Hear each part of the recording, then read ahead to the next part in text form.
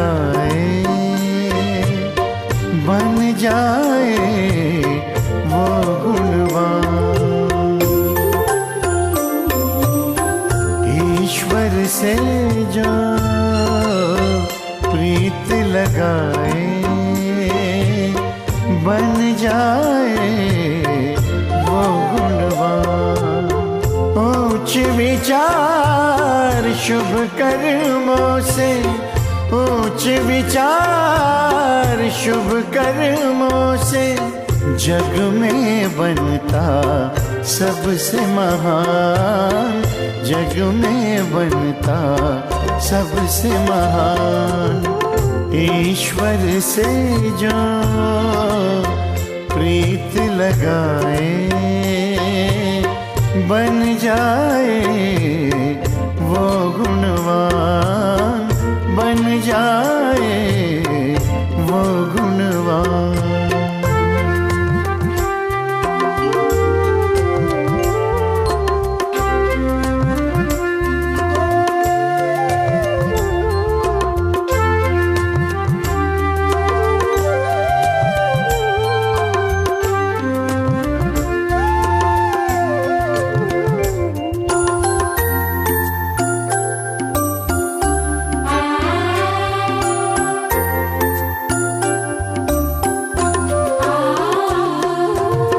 शीतल दृष्टि नम्र जीवन से सबको वो सुख देता है।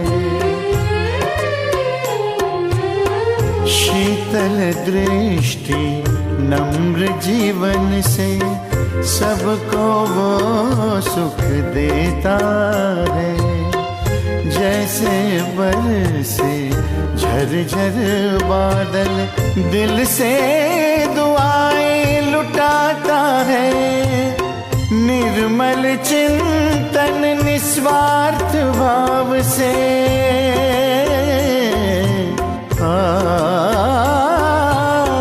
निर्मल चिंतन निस्वार्थ भाव से सुंदर रचता अपना जहान, सुंदर रचता अपना जहान। ईश्वर से जो प्रीत लगाए बन जाए वो गुणवान, बन जाए वो गुणवान।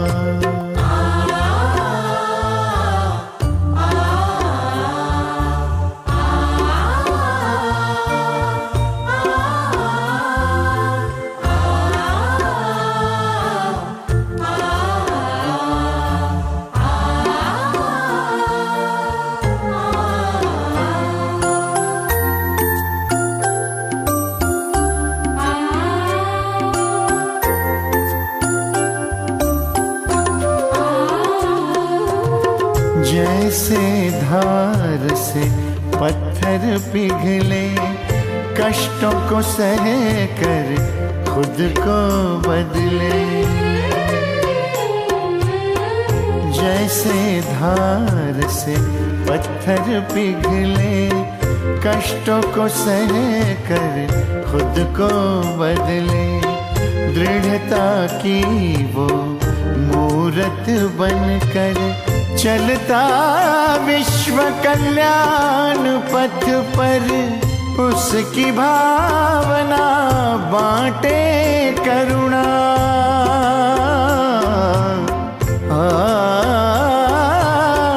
उसकी भावना बांटे करुणा। स्नेह शीतलता उसकी शान, स्नेह शीतलता उसकी शान। ईश्वर से जो प्रीत लगाए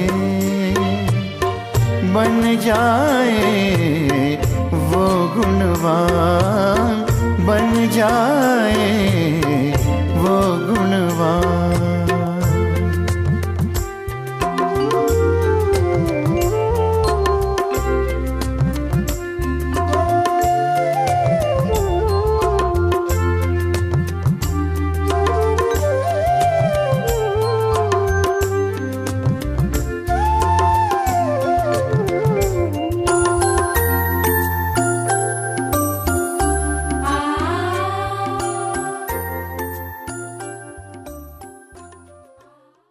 ओम शांति।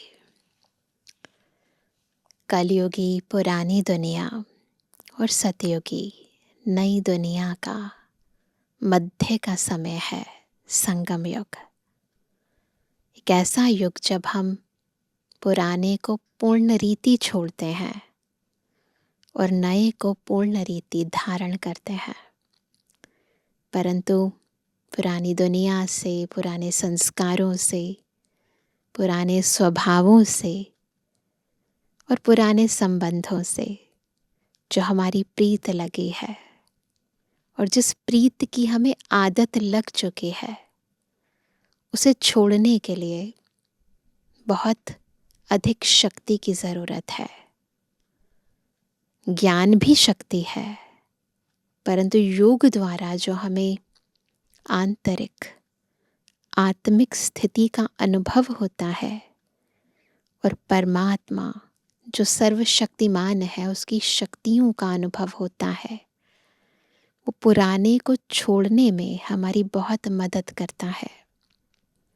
और उसके लिए भी खास बाबा बार बार, क्योंकि ये पुरानी दुनिया खत्म होने वाली है, पुराना शरीर, पुरानी दुनिया के सब रस्म रिवाज रीति सब हमेशा के लिए जाने वाली है, उसके लिए हमें बेहद का वैराग्य दिलाते हैं, स्मृति दिलाते हैं कि जो चीज़ जाने वाली है उसे बाह्य दुनिया के हिसाब से तो हमें समय आने पर छोड़ना पड़ेगा ही, परंतु उससे पूर्व हमें मन और बुद्धि से त्यागना है। तो जितना आत्मा ईश्वरीय ज्ञान को समझ जाती है, उतना ये आंतरिक त्याग, ये वैराग्य स्वतः उत्पन्न होता है और नई दुनिया की नई बातों को धारण करना, नए संस्कारों को अपनाना सहज हो जाता है। आज की मुरली भी कैसे हमें प्रीत बुद्धि बन अपनी आत्मिक स्थिति को श्रेष्ठ बनाना है, पुरानी दुनिया को छोड़ना है, वो विधि सिखा रही है। सुनते हैं प्यारे बाबा के मधुर महावाक्य। आज है 11 तारीख 11 जून 2026। बाबा के महावाक्य हैं, मीठे बच्चे, पूरा वर्षा लेने के लिए एक बाप से पूरी प्रीत रखो, अधूरी नहीं, पूरी। तुम्हारी प्रीत किसी भी देहधारी से नहीं होनी चाहिए। प्रश्न है, जो अपने दैवी संप्रदाय के होंगे उनके सामने कौन से अक्षर घूमते रहेंगे? चेक करेंगे, हमारे सामने ये अक्षर घूमते हैं?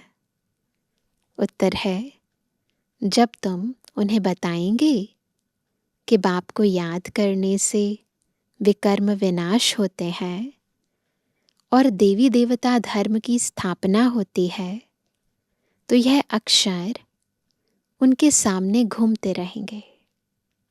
उनकी बुद्धि में आएगा हमें देवता बनना है, इसलिए हमारा खान पान शुद्ध होना चाहिए। आज का गीत है, भोलेनाथ से निराला कोई और नहीं। भोलेनाथ से निराला, गौरीनाथ से निराला कोई और नहीं। ओ भोलेनाथ से निराला, गौरीनाथ से निराला कोई और नहीं। ऐसा बिगड़ी बनाने वाला कोई और नहीं। भोलेनाथ से निराला, गौरीनाथ से निराला कोई और नहीं। ओ भोलेनाथ से निराला, गौरीनाथ से निराला कोई और नहीं। उनका डमरू डम डम बोले, अगम निगम के भेद खोले। उनका डमरू डम डम बोले, अगम निगम के भेद खोले। ऐसा भक्तों का रखवाला कोई और नहीं। भोलेनाथ से निराला, गौरी नाथ से निराला कोई और नहीं। ओ भोलेनाथ से निराला, गौरी नाथ से निराला कोई और नहीं।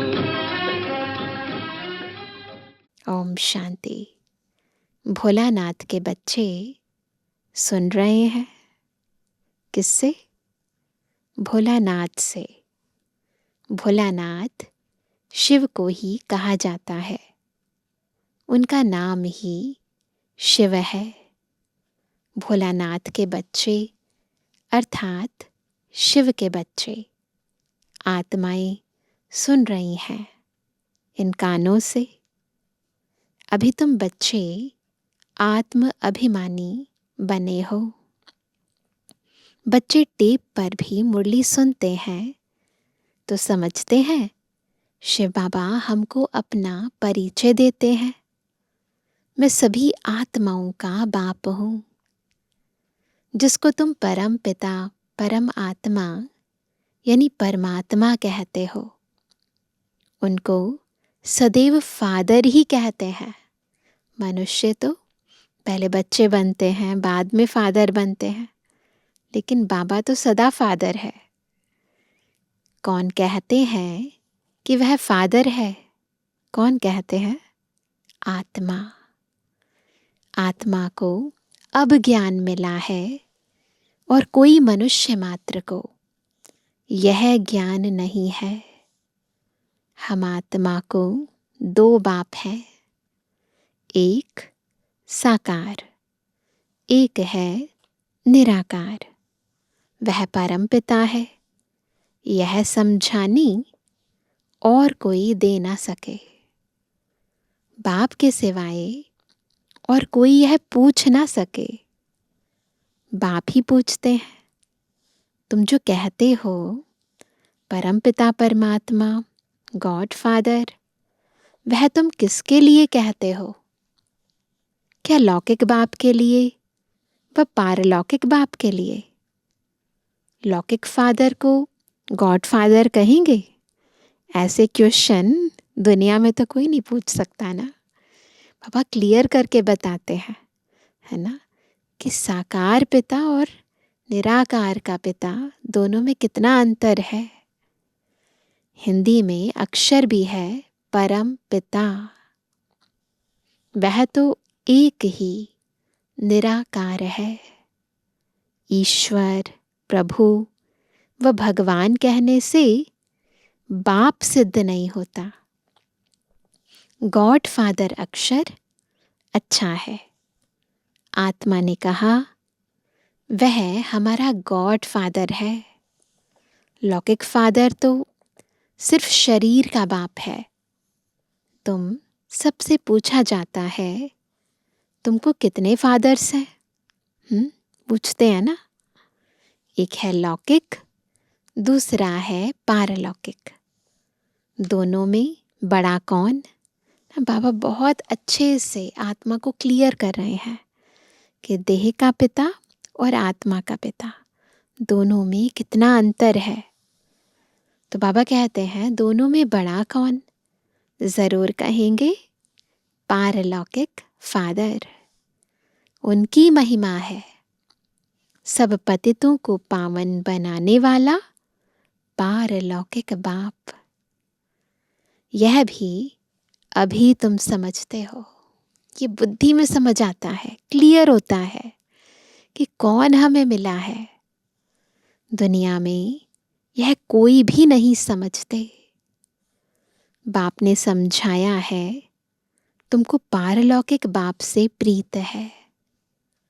औरों की है विनाश काले विपरीत बुद्धि। विनाश का अभी समय है। वही महाभारत की लड़ाई अब लगनी है। एरोप्लेन, टैंक्स आदि एक दो को सप्लाई कर रहे हैं, सबको देते जाते हैं। पैसे से जिसको जो चाहे उनको देते जाते हैं, उधार पर भी लेते हैं। तो प्लेन, बारूद आदि यह सब खरीद करते हैं। यह सब चीज़ें बड़ी महंगी होती हैं। विलायत वाले बनाते हैं, वह फिर बेचते रहते हैं। भारतवासी थोड़े ही एरोप्लेन आदि बेचते हैं। यह सब चीज़ें बाहर से आई हुई हैं। पहले तो बाहर से ही सब कुछ आता था ना। अब जो चीज़ खरीद करेंगे सो ज़रूर काम में लाएंगे, फेंकने के लिए थोड़े ही लेंगे। वह है विनाश काले विपरीत बुद्धि यादव संप्रदाय, जो यूरोप में रहते हैं। उसमें सब आ गए। भारत तो अविनाशी खंड है, क्योंकि अविनाशी बाप का बर्थ प्लेस है। बाप आते भी तब हैं जब पुरानी दुनिया खत्म होनी है, और जन्म वहाँ लेते हैं जहाँ कभी खत्म नहीं होना है। बाप आया था तब तो शिव जयंती मनाते हैं, परंतु उन्हों को यह पता नहीं है कि शिव बाबा कब आते हैं। आते भी उस समय है जबकि विनाश के लिए तैयारियां हो रही हैं। अब बाप कहते हैं वह है यूरोपवासी यादव संप्रदाय, जो सतयुग में होते नहीं। न बौद्धि न क्रिश्चियन आदि होते हैं। अब बाप कहते हैं उन्हों की है विनाश काले विपरीत बुद्धि, क्योंकि परमात्मा बाप को सर्वव्यापी कह देते हैं। तुम हो विनाश काले प्रीत बुद्धि। तुम बाप को जानते हो, तुम समझते हो हमने 84 जन्म लिए हैं। 84 जन्मों में पाप आत्मा तमु प्रधान बन गए हैं। भारतवासियों ने ही 84 जन्म लिए हैं। अब नाटक पूरा होता है, सबको वापस जाना है। तुमको बाप राजयोग सिखा रहे हैं। इससे पहले कि नाटक खत्म हो, दोबारा से नाटक को शुरू करने के लिए बाबा राजयोग सिखा रहे हैं।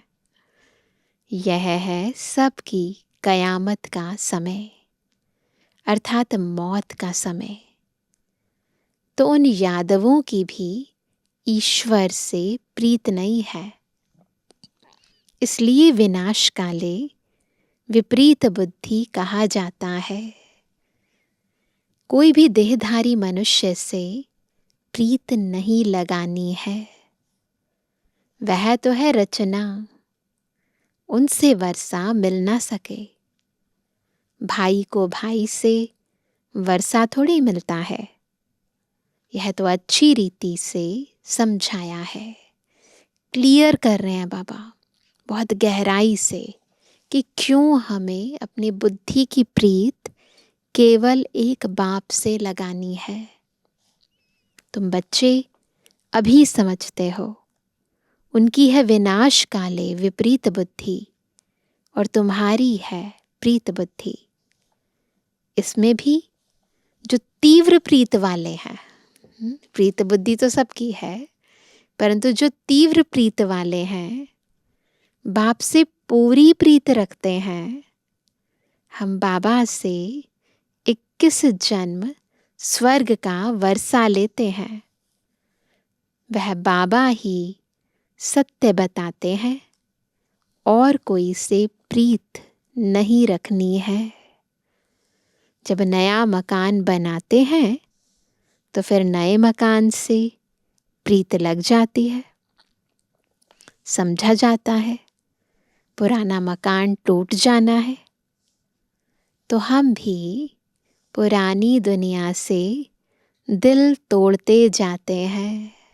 ये बुद्धि में बिल्कुल क्लियर हो गया है कि ये दुनिया जाने वाली है, तो जो चीज़ जाने वाली है उससे प्रीत नहीं रखनी है। बाप समझाते हैं दिन प्रतिदिन वायुमंडल खराब होता जाएगा, देखते हो कितने हंगामे होते हैं, तो समझेंगे कि बस अभी यह खलास होते हैं। हमको जाना है नई दुनिया में, तो नई दुनिया को याद करना पड़े। बेहद के बाप और वर्षे को याद करना है, और कोई को याद करने से कुछ मिलेगा नहीं। मनुष्य भक्ति मार्ग में तो कितना याद करते हैं, माँ बाप मित्र संबंधियों को याद करते हुए भी फिर देवी देवताओं को कितना याद करते हैं। पानी में स्नान करते हैं, उनको पतित पावनी कहते हैं, दिखाते हैं। तीर मारा और गंगा निकल आई। बाण गंगा प्रसिद्ध है ना। गंगा जल मुख में देते हैं, समझते हैं थोड़ा भी गंगा जल मिलने से मुक्ति को पा लेंगे। बाप कहते हैं यहाँ है ज्ञान की बातें, गंगा जल की बात नहीं है, उस अमृत की बात नहीं है, इस ज्ञान अमृत की बात है। तुम थोड़ा भी ज्ञान सुनते हो तो फल मिल जाता है। भक्ति में तो ना ये सब मान्यताएं हैं, परंतु उनका भावार्थ क्या है वो बाबा बताते हैं। यह ज्ञान सुनने की बात है, अमृत पीने की चीज नहीं है, यह नॉलेज है। ऐसे नहीं समझो कि भोग के दिन अमृत पिलाते हैं, नहीं, वह तो मीठा पानी है। बाकी यह है ज्ञान की बात, बहुत क्लैरिटी से बाबा बताते हैं। ज्ञान अर्थात बाप और सृष्टि के आदि मध्य अंत को जानना। ये अमृत आत्मा को मिलता है, देह की बात नहीं है, उस स्थूल जल की बात भी नहीं है, ये ज्ञान अमृत की बात है। यह सृष्टि चक्र कैसे फिरता है, कौन 84 जन्म लेते हैं, सब तो ले ना सके। पहले पहले भारतवासी ही आते हैं, वही पूरे 84 जन्म लेते हैं। जो देवता थे वही 84 जन्म भोग पतित बन जाते हैं। बाप आकर फिर कांटों से फूल बनाते हैं। मनुष्य देह अभिमान में आकर 5 विकारों में फंस पड़ते हैं। अब है रावण राज्य, सतयुग था दैवी राज्य। शिव बाबा ही स्वर्ग की पुरी रचते हैं। सूर्यवंशी लक्ष्मी नारायण का राज्य था। अभी तुम जानते हो स्थापना हो रही है। तुम्हारी विनाश काले प्रीत बुद्धि है, इसलिए विजयी है। याद रखना है, जिनकी इस समय पर प्रीत बुद्धि है उनकी विजय निश्चित है।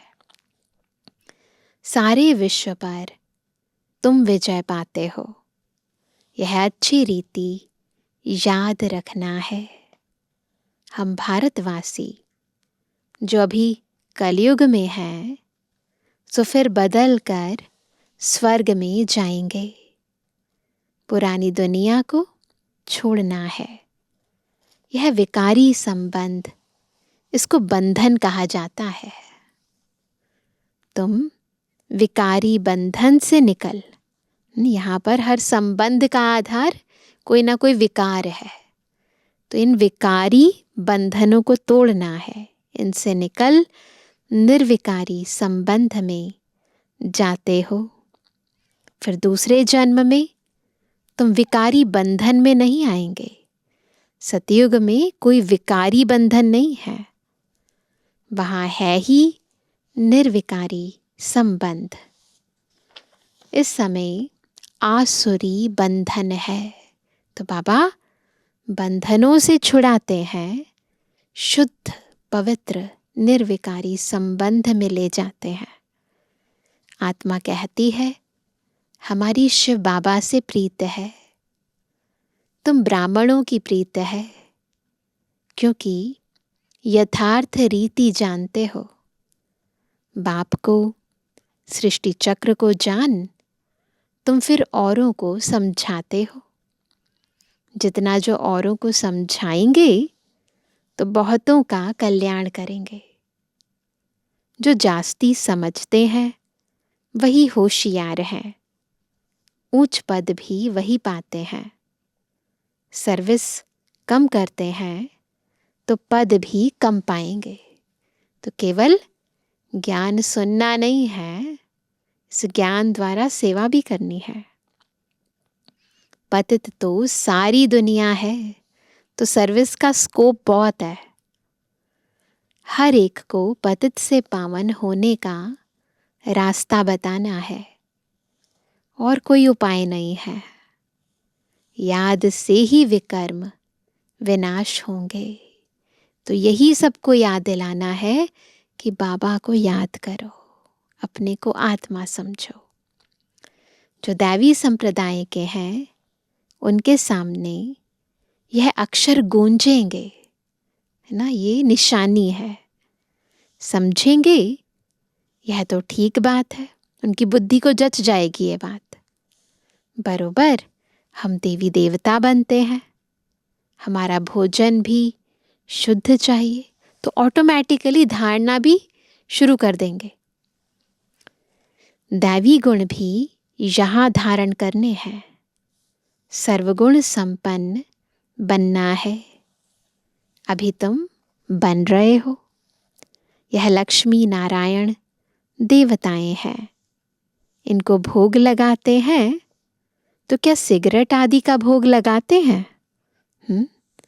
सिगरेट पीने वाला ऊंच पद पा नहीं सकता, है ना।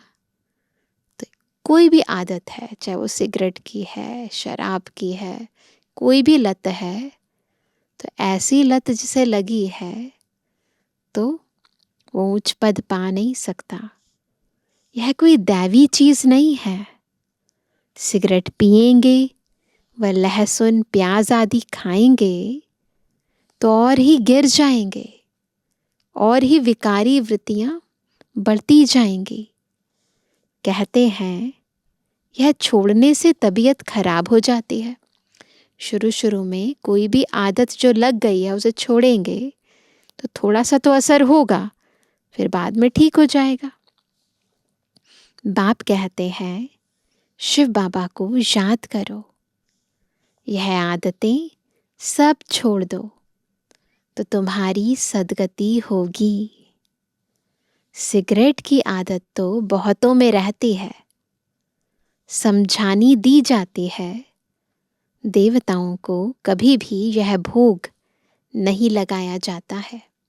अभी तो बहुत ज़्यादा नशीली चीज़ें आ गई हैं, तो देवताओं को जो चीज़ें भोग नहीं लगती हैं उन चीज़ों का सेवन नहीं करना है, क्योंकि हमारा लक्ष्य है देवता बनने का।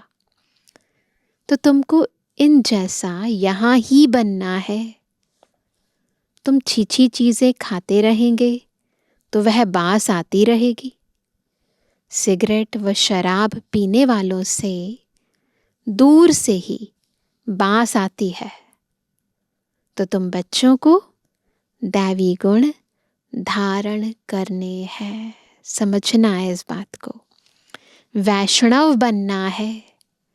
जैसे विष्णु की संतान है, तुम विष्णु अर्थात दैवी संतान बनते हो।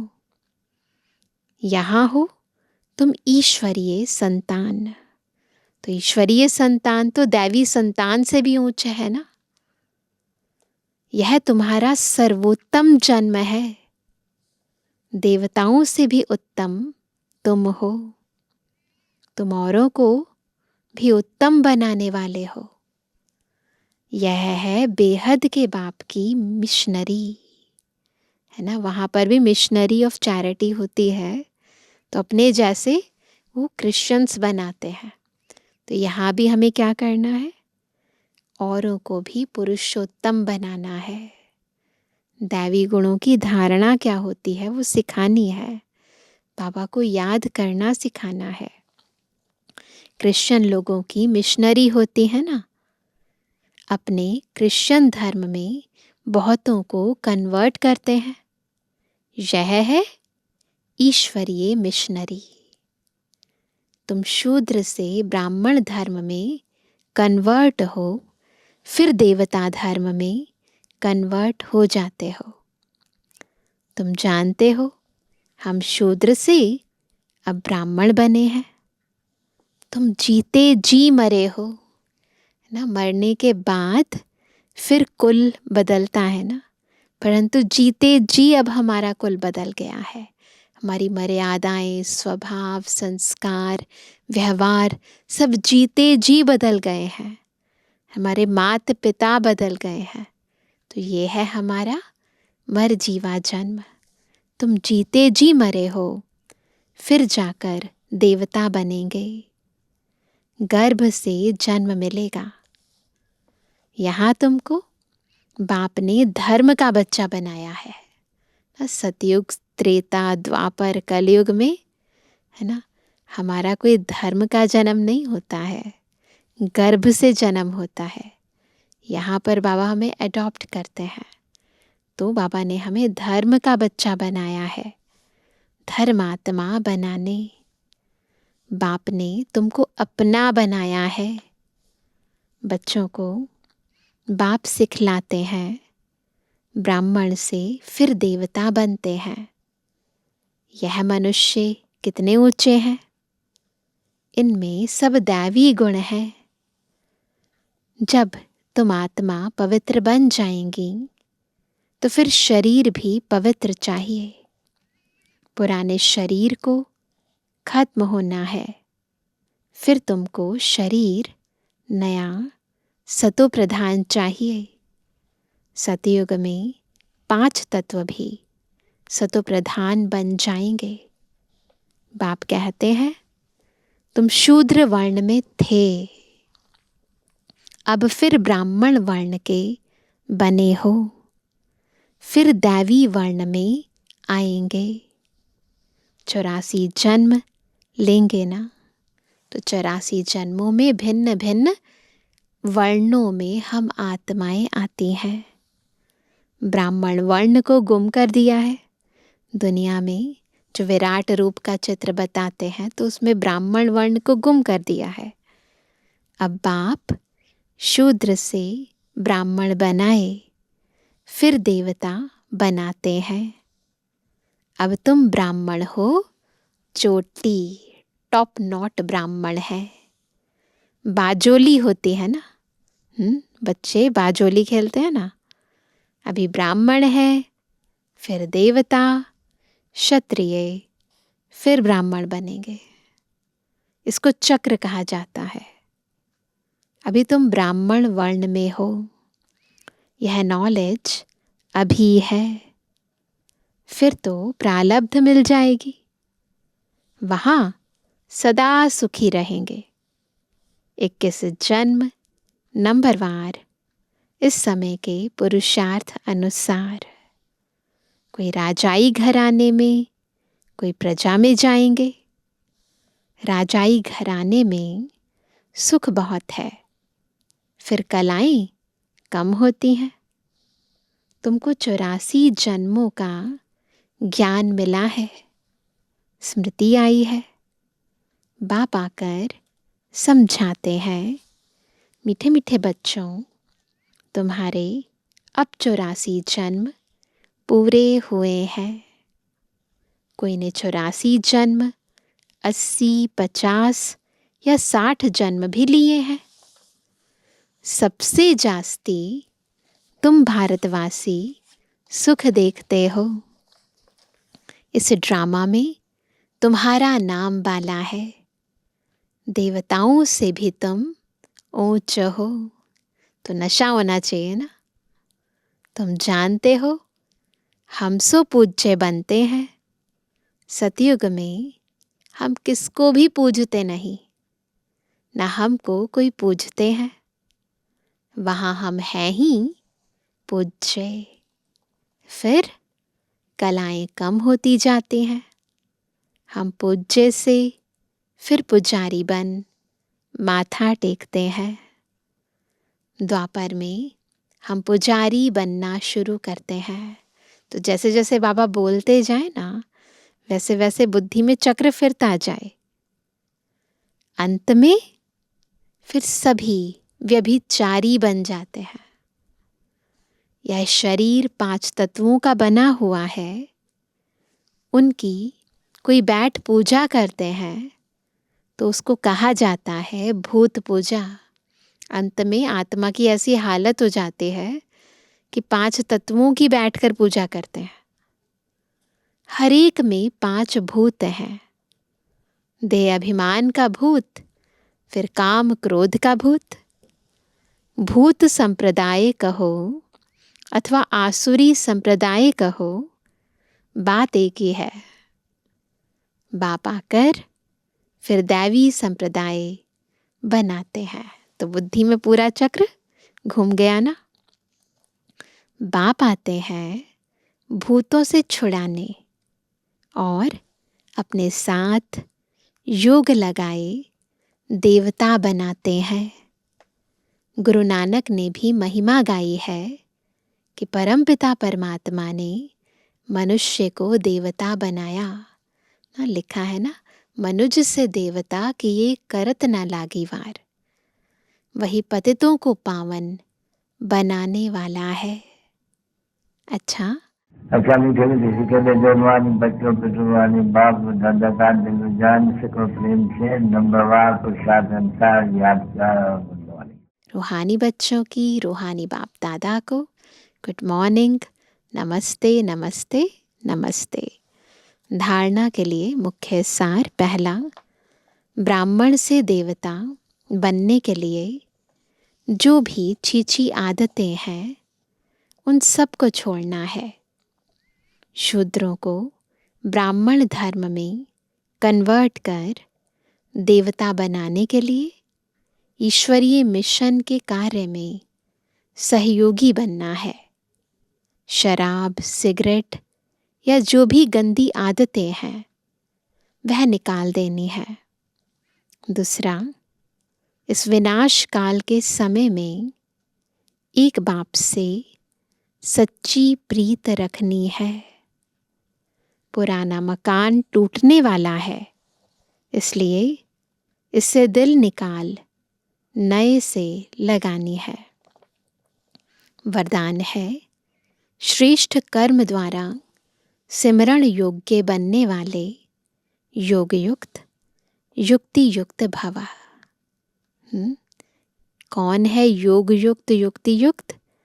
जो श्रेष्ठ कर्म से सिमरण योग्य बनते हैं। आपका एक एक कर्म जितना श्रेष्ठ होगा उतना ही श्रेष्ठ आत्माओं में सिमरण किए जाएंगे। भक्ति में नाम का सिमरण करते हैं, लेकिन यहाँ जो श्रेष्ठ आत्माएं हैं उनके गुणों और कर्मों को मिसाल बनाने के लिए सिमरण करते हैं। तो आप श्रेष्ठ कर्मों के आधार पर सिमरण योग्य बनते जाएंगे। इसके लिए योग युक्त बनो। जितना बाबा की याद में रहकर कर्म करेंगे तो वो जो कर्म योगी स्थिति में किया गया कर्म है वो हमें महिमा योग्य बनाएगा, सिमरण योग्य बनाएगा। योग युक्त बनने से हर संकल्प, शब्द व कर्म युक्ति युक्त अवश्य होगा। उनसे अयुक्त कर्म व संकल्प हो ही नहीं सकता। यह भी कनेक्शन है ना। जितना बाबा की याद में रहकर संकल्प करेंगे, बोलेंगे, कर्म करेंगे, उतना कोई भी कार्य है ना, कोई भी कार्य गलत हो नहीं सकता। वो कर्म सिद्धि स्वरूप हमें अवश्य बनाएगा। स्लोगन है निमित्त और निर्माण चित्त। यही सच्चे सेवाधारी के लक्षण है। आज का अव्यक्त इशारा सदा हर्षित रहने के लिए अपनी नेचर को सरल बनाओ, सहनशील बनो।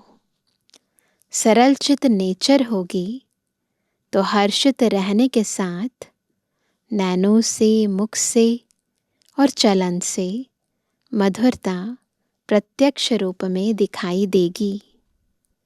कभी मुख से कटु वचन नहीं निकलेंगे। उनका दिल, दिमाग, बोल सब एक समान होगा। दिल में एक, बोल में दूसरा, यह सरलता की निशानी नहीं है। सरल स्वभाव वाले सदा निर्माण चित्त, निरहंकारी, निस्वार्थी होते हैं ना। तो हमें क्या बनना है? सरल चित्त बनना है। अच्छा, ओम शांति।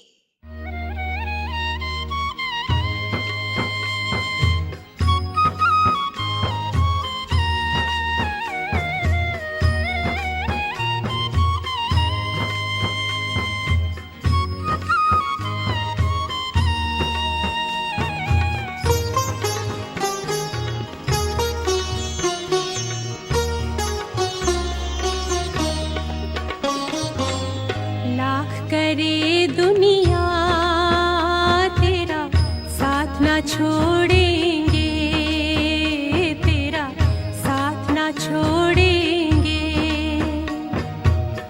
लाख करे दुनिया तेरा साथ न छोड़ेंगे, तेरा साथ न छोड़ेंगे। तेरा बनकर तुझसे ओ बाबा, तेरा बनकर तुझसे ओ बाबा, मुख न मोड़ेंगे, तेरा साथ न छोड़ेंगे, तेरा साथ न छोड़ेंगे।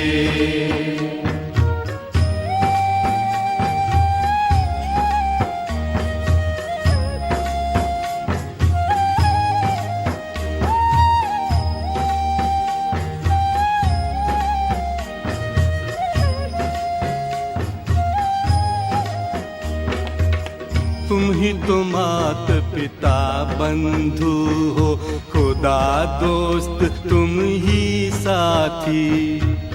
तुम ही तो मात पिता बंधु हो, खुदा दोस्त तुम ही साथी। तेरे संग सदा हम ऐसे जैसे दीपक में बाती।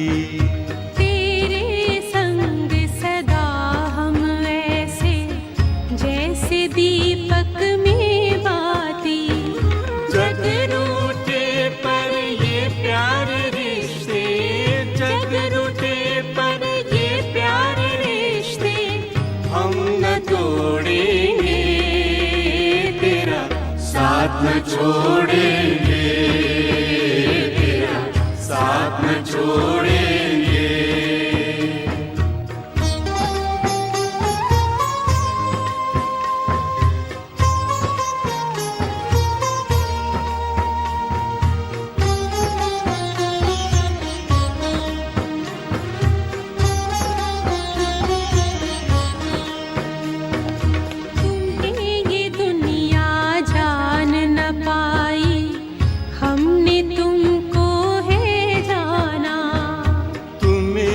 दुनिया जान पाए, हमने तुमको है जाना। तुझ में बाबा पाया हमने बेहद का परम खजाना। तुझ में बाबा पाया हमने बेहद का परम खजाना। तेरे नेह का आंचल लो बाबा, तेरे नेह का आंचल लो बाबा, हम तो ओढ़ेंगे, छोड़ेंगे, तेरा साथ न छोड़ेंगे।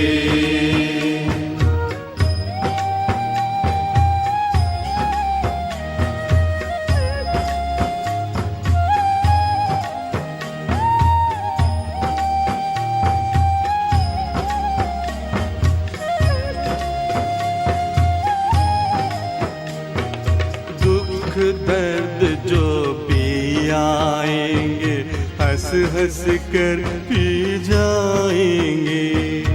दुख दर्द जो भी आएंगे, हंस हंस कर पी जाएंगे।